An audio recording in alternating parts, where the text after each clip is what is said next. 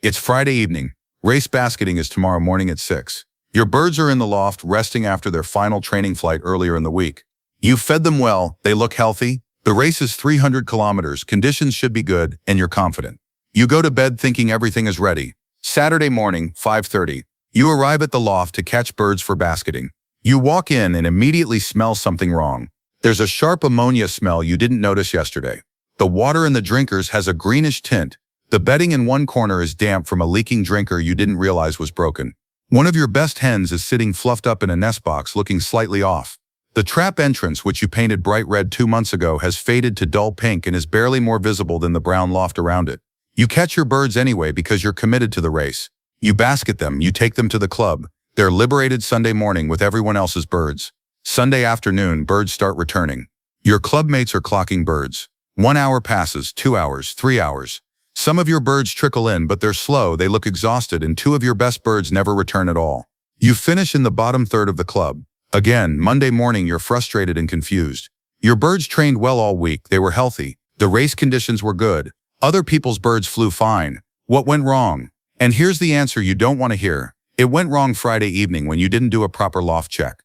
It went wrong Saturday morning when you basketed birds from suboptimal conditions. It went wrong because you assumed everything was fine without systematically verifying that everything was actually fine. Top fanciers never assume. They check, and they don't check randomly or casually.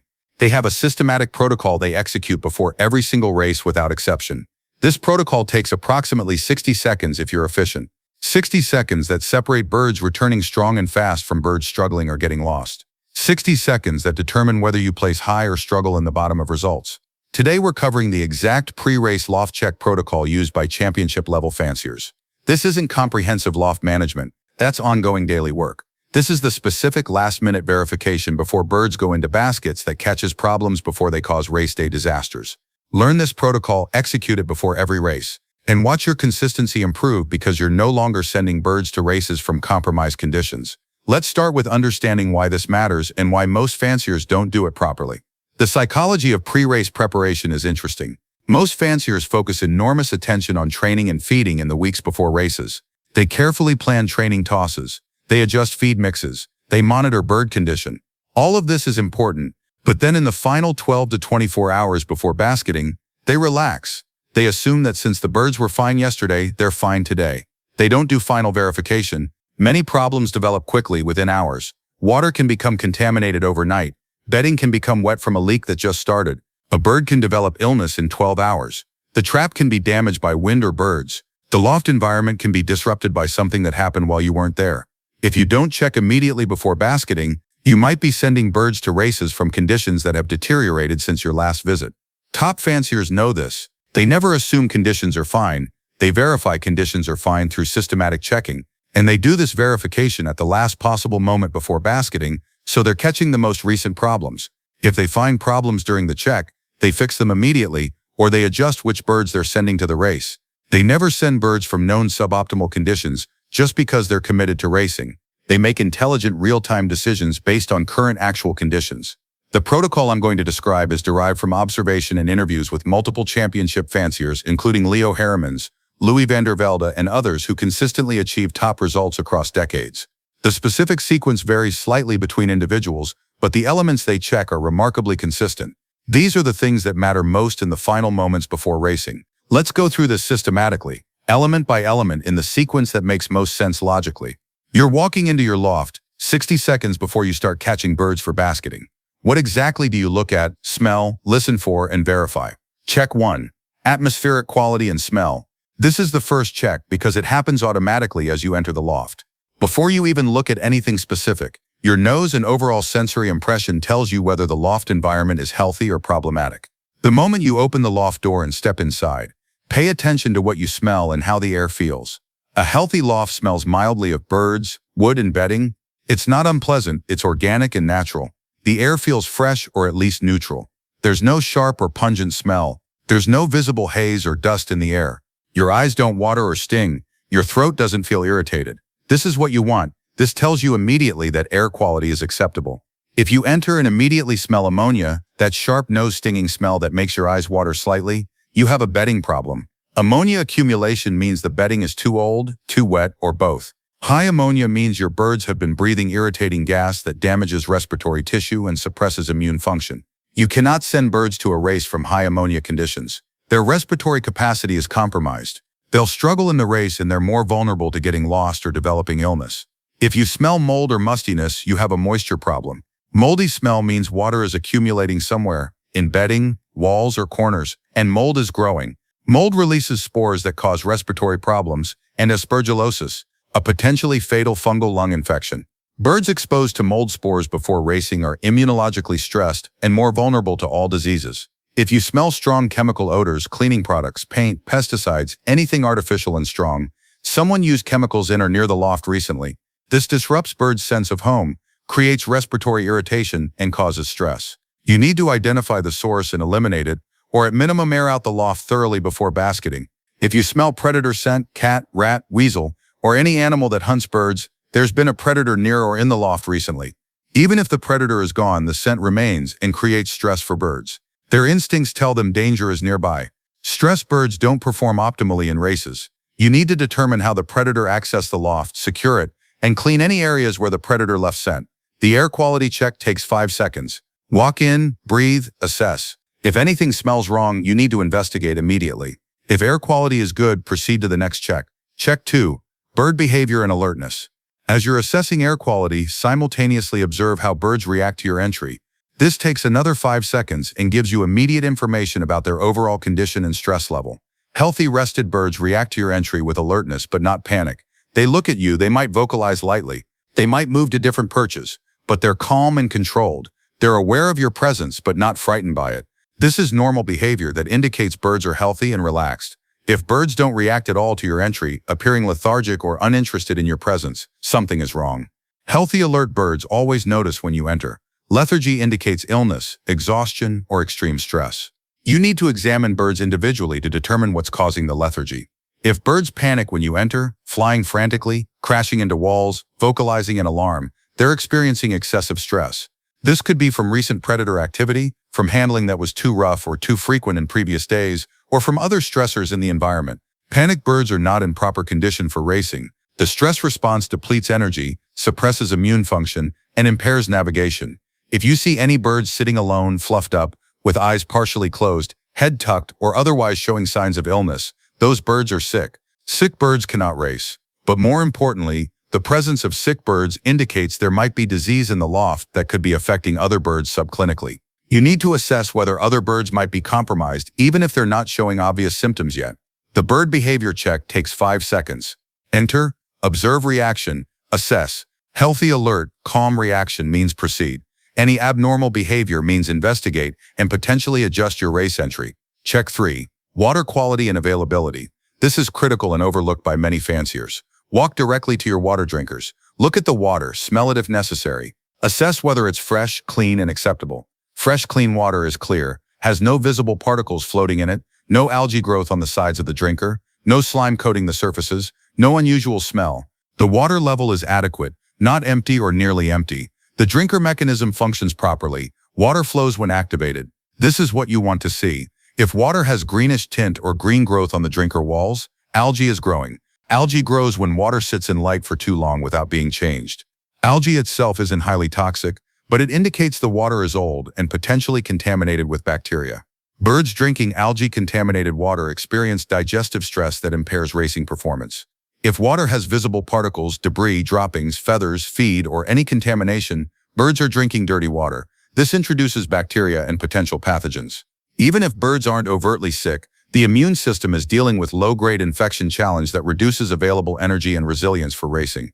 If water smells chemical, chlorine, disinfectant, or any unnatural smell, either the water source itself is heavily treated or someone added something to the water. High chlorine from municipal water can irritate digestive tract. Some fanciers add medications or supplements to water that birds find unpalatable, causing reduced water intake. Birds going to races need to be fully hydrated. If they're avoiding water because it tastes or smells wrong, they'll arrive at the race dehydrated. If water level is very low or empty, birds might have been without adequate water for hours. Dehydration before racing is catastrophic. Even mild dehydration impairs performance significantly. You need to know your water was adequate in the final hours before basketing. The water check takes 10 seconds. Look at drinkers, assess quality and level. If water is anything less than fresh and clean, change it immediately. If birds are basketing in 20 minutes, you don't have time to change water and let birds drink adequately. You might need to delay basketing by 30 minutes to ensure birds can hydrate from fresh water, or you might need to decide that sending dehydrated or poorly hydrated birds is unacceptable and withdraw from this race. Some fanciers keep multiple drinkers and check all of them. If your loft has 3 drinkers, check all 3. It's possible 1 is clean and 2 are contaminated. Birds might be avoiding the contaminated ones and relying on the one clean source. You need to know the actual availability of clean water, not just assume because drinkers exist that birds have adequate clean water. Check 4. Feed availability and quality. Similar to water but slightly different priorities. You're not checking whether birds are well fed over the past week. You're checking whether feed is currently available and whether it's clean and appropriate. Look at your feeders. Is there feed present? For birds that are racing tomorrow, you don't want them eating heavily in the final few hours before basketing, so feeders might intentionally be empty or have limited feed. But you want to verify that feed was available until recently and that any feed currently present is clean. If feed is present, look at it closely. Is it fresh and clean? Or is it dusty, moldy, or contaminated with droppings? Moldy feed is toxic. Birds eating moldy feed can develop severe digestive and liver problems within hours. Dusty or dirty feed introduces pathogens and parasites. Even if the feed was high quality when you put it out, if it's been sitting in a contaminated feeder for days, it's now low quality or dangerous. Check the feeders themselves, not just the feed. Are the feeders clean or are they coated with old feed dust, droppings, mold? Dirty feeders contaminate clean feed the moment you add it. If feeders are dirty, birds have been eating from contaminated sources, even if the feed itself was initially clean. Some fanciers feed specific pre-race feeds, easily digestible grains that empty from the gut quickly so birds aren't carrying heavy digestive load during racing. If you use this approach, verify that the pre-race feed is what's actually in the feeders. It's possible you or someone helping you added wrong feed mix by mistake. Sending birds to races with heavy feed in their gut impairs performance. The feed check takes 10 seconds. Look at feeders, verify feed is present or was recently present. Assess cleanliness. If feed or feeders are contaminated, don't add new feed until feeders are cleaned. If birds are basketing immediately, you might accept that they'll race without eating again before basketing, which is often fine, but you need to know this is the situation. Check 5. Bedding condition and floor dryness. This is one of the most important checks and one most frequently neglected. Look at your floor bedding. Walk on it. Assess whether it's dry, clean, and providing proper conditions. Dry, clean bedding looks relatively fresh. It's not heavily soiled with droppings. It's not clumped or compacted. When you step on it, it feels dry and slightly dusty or crumbly. It doesn't feel damp or squishy. There's no visible moisture. The smell is of wood or whatever bedding material you use, not of ammonia or mold. Wet bedding looks dark, clumped, or compacted. When you step on it, your foot sinks and you feel dampness. There might be visible wet spots or puddles. The smell is often ammonia or musty. This is problematic. Wet bedding creates high ammonia levels, foot health problems, and disease risk. Birds that spent the night on wet bedding were breathing ammonia, standing in contaminated material, and not resting properly. They're starting the race already compromised. Heavily soiled bedding, even if dry, is also problematic. If droppings are so thick that there's no clean bedding visible, ammonia is accumulating even if bedding isn't wet. Birds are walking directly on droppings, getting pathogens on their feet, and breathing poor quality air. If you find wet or heavily soiled bedding, ideally you change it immediately before basketing. This takes 15 to 20 minutes if you're efficient. If you don't have time before basketing, you face a decision. Do you send birds to the race from suboptimal conditions, or do you withdraw from the race and fix conditions first? Top fanciers would often choose to withdraw rather than send birds from known bad conditions. The race result from compromised birds is almost certainly poor, so racing them wastes entry fees and risks the bird's health. Better to fix the problem and race next week from optimal conditions. The bedding check takes 10 seconds. Look at floor, step on bedding in multiple locations to assess dryness across the loft. Smell. If everything is dry and reasonably clean, proceed. If wet or heavily soiled, address immediately. Check 6. Trap visibility and functionality. Walk to your trap entrance. Look at it from inside the loft and from outside if possible. Assess whether it's easily visible, properly colored, and functioning correctly. The trap entrance area should be distinctively colored if you've implemented proper trap identification. Bright red, orange, yellow, or white depending on what you've chosen. Look at the color. Has it faded significantly? Paint exposed to sun and weather fades over time. Color that was bright 2 months ago might be dull now.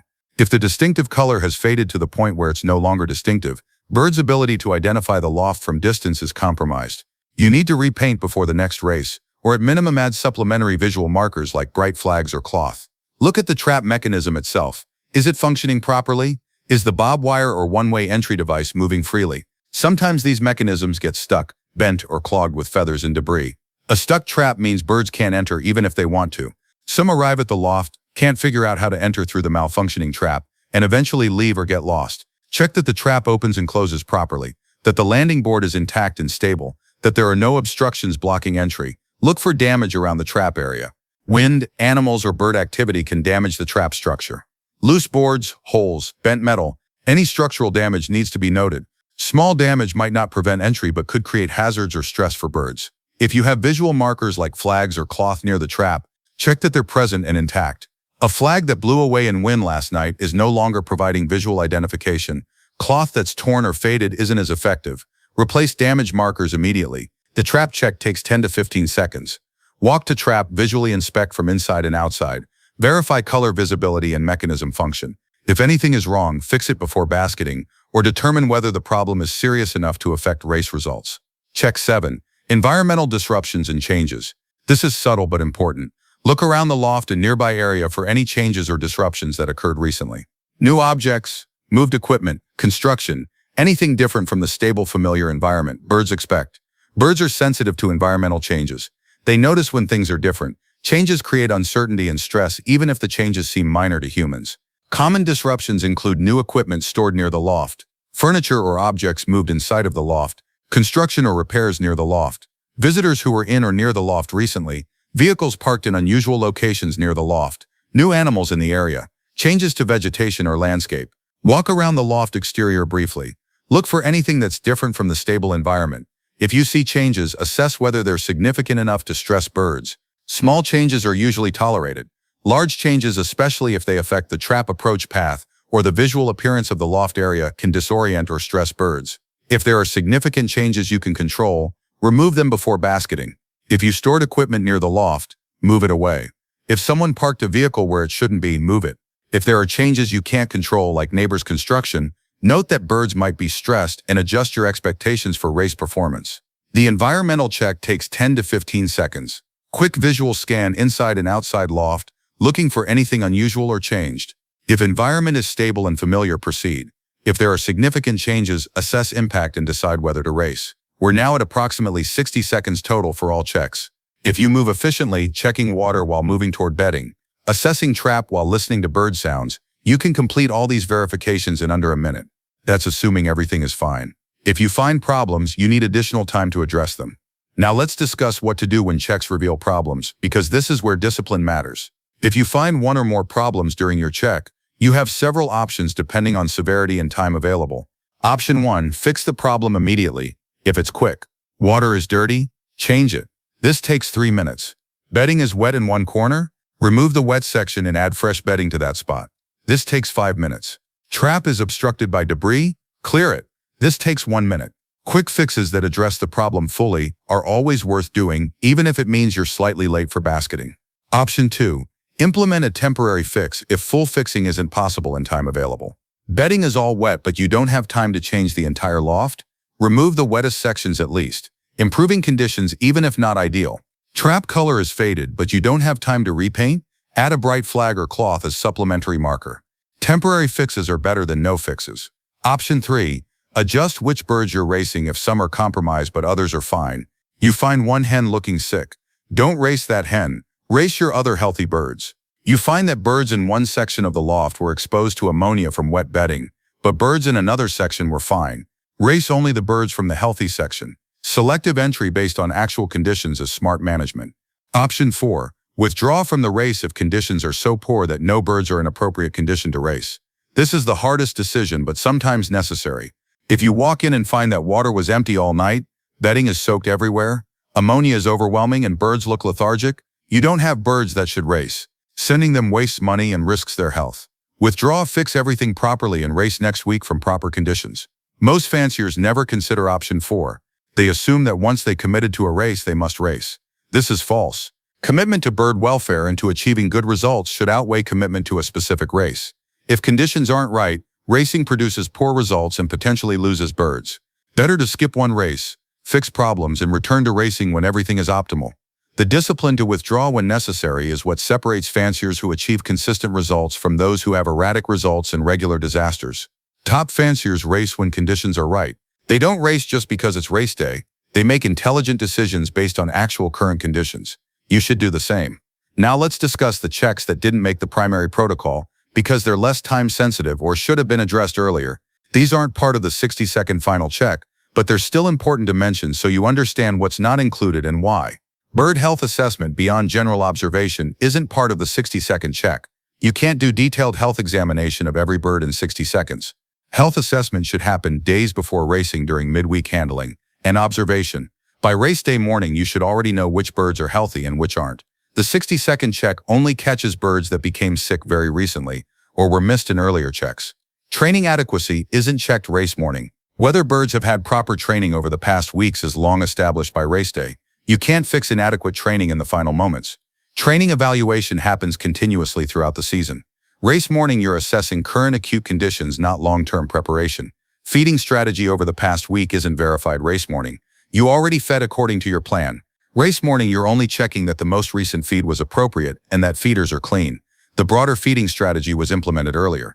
Genetic quality and bird selection isn't part of race morning protocol. You chose which birds to race based on their performance history, genetics, and condition over time. Race morning, you're verifying that the selected birds are still in appropriate condition, but you're not rethinking the fundamental selection. Loft structural issues aren't addressed race morning. If your loft has drafts, leaks, poor ventilation, or structural problems, those should have been fixed long before race day. Race morning, you're checking for acute new problems, not chronic design issues. The point is that the 60-second check is about catching last-minute problems and verifying that conditions that were fine yesterday are still fine today. It's not comprehensive loft management. It's final verification before a critical activity. Let's talk about psychological resistance to systematic checking, because many fanciers resist implementing protocols even when they understand the value. The resistance comes from several sources. First, optimism bias. Most people assume things are fine unless proven otherwise. I was there yesterday and everything was good, so it's probably still good today. This assumption feels efficient but creates risk. Things change. Checking takes 60 seconds. The risk of not checking is sending birds to races from compromised conditions. The cost-benefit strongly favors checking. Second, time pressure. Race day morning often feels rushed. You're trying to catch birds, get them in baskets, drive to the club, all on a tight timeline. Adding a 60-second check feels like it will make you late. In reality, 60 seconds is negligible. You waste more time than that on various inefficiencies. Build the check into your routine and it doesn't create time problems. Third, discomfort with finding problems. Some fanciers resist checking because they're afraid of finding problems that would force difficult decisions. If you don't check bedding, you don't have to face that it's wet and decide whether to withdraw from the race. This avoidance is understandable emotionally but terrible strategically. Ignorance doesn't make problems disappear. It just means you race with problems you could have addressed. Fourth, the illusion that checking reflects inadequate management.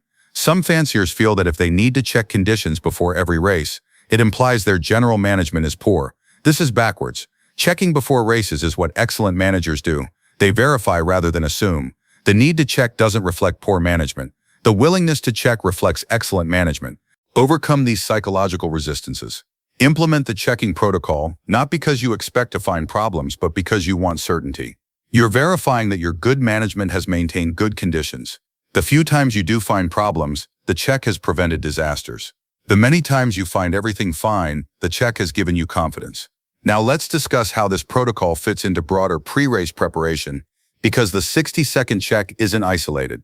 It's the final step in a multi-day preparation process. Let's outline the complete pre-race timeline so you see where the final check fits. 4 to 7 days before race, training flights should be completed. Birds should have their last significant toss 3 to 4 days before racing. This gives them time to recover fully while maintaining fitness. The training phase is over, and the preparation phase begins. 3 days before race, evaluate bird condition. Handle each bird you're considering for racing. Check weight, muscle tone, feather condition, alertness, any signs of injury or illness. Make preliminary decisions about which birds are racing. This is when you eliminate birds that aren't in proper condition, not race morning. 2 days before race, implement pre-race feeding strategy. This varies by fancier, but typically involves slightly increased feed quantity to ensure birds are fully energized but not overfed. Some fanciers include specific pre-race feed mixes with easily digestible grains. Feed quality should be highest now. Water should be fresh and clean. 1 day before race, final light training or no training depending on approach. Some fanciers do brief loft flying the day before racing to keep birds active. Others rest birds completely.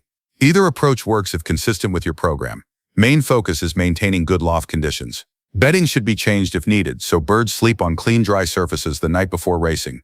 Water should be changed to ensure fresh water overnight. Race morning, early arrival at loft at least 90 minutes before basketing time. This allows time for the 60-second check. Time to address any problems found. Time to catch birds calmly without rush. Time to transport to club. Rushing creates stress for you and birds. Arrive early. 60 minutes before basketing, execute the 60-second systematic check.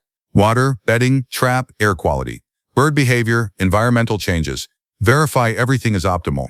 Address any problems. Make final decisions about which birds are racing based on current conditions. 30 minutes before basketing, catch birds for racing. Handle calmly and efficiently. Place in baskets with enough space, adequate ventilation, access to water if baskets will be held for extended period.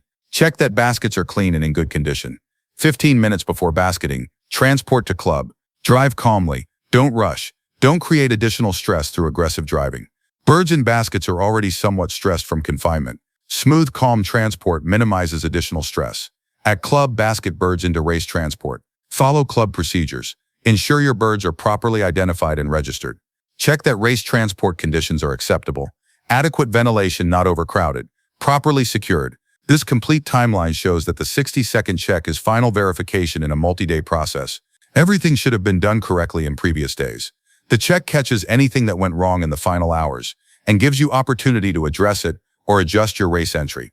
Now let's discuss seasonal and situational variations in what you check and how urgently. The core checks remain the same, but emphasis shifts based on conditions. In hot weather, water availability and quality becomes even more critical. Birds dehydrate faster in heat.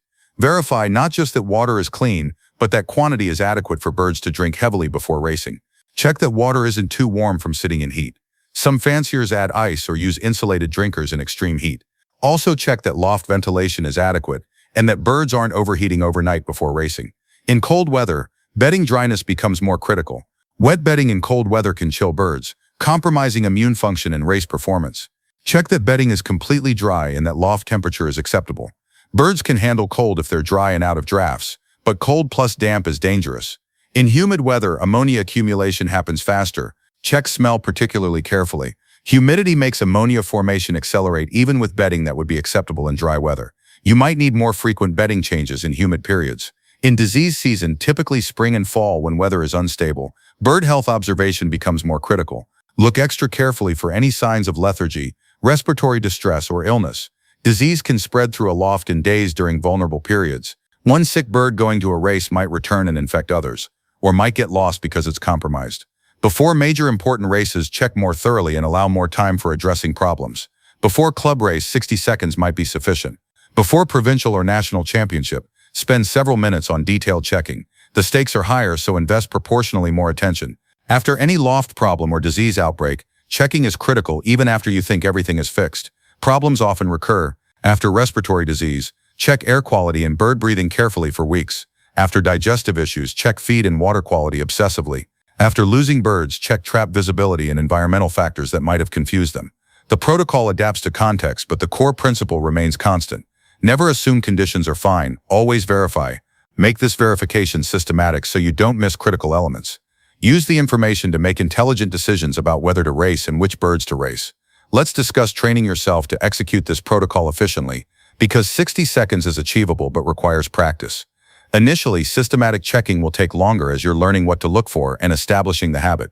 That's fine. Start with 5-minute thorough checks. As you gain experience, you'll become faster because you know exactly where to look and what you're assessing. Practice the protocol on non-race days. Walk into your loft and execute the checking sequence. Water, bedding, trap, air quality, bird behavior, environment. Time yourself. Note what takes longest. Develop efficient movement patterns that minimize wasted motion. You're building muscle memory so the protocol becomes automatic. Create a mental checklist or written checklist until the sequence is memorized. Some fanciers keep a laminated card with the checking elements listed. Before each race, they run through the list item by item. Once the sequence is internalized, the card isn't needed, but it helps during the learning phase. Involve family members or helpers if others might be responsible for race preparation. Everyone who might basket birds should know the checking protocol. They should all execute the same checks so standards remain consistent regardless of who's preparing birds. After each race, review whether the pre-race check revealed anything useful or missed anything important. If you found wet bedding and changed it, and your birds raced well, the check worked.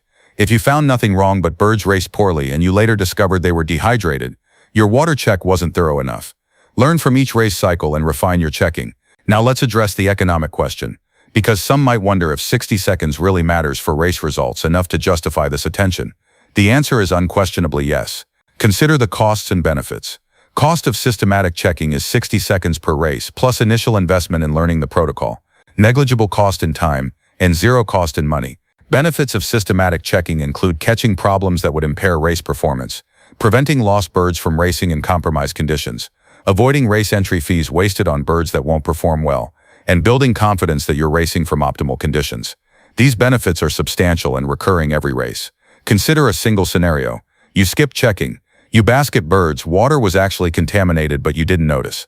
Birds raced dehydrated and stressed. Several don't return. You've lost birds worth hundreds of euros plus genetics that might be irreplaceable. You've wasted entry fees. You've damaged your loft's genetics by losing good birds. One 60-second check would have caught the problem. The return on investment for that 60 seconds is potentially thousands of euros and years of genetics. Even in less dramatic scenarios where birds return but perform poorly, the cost is significant.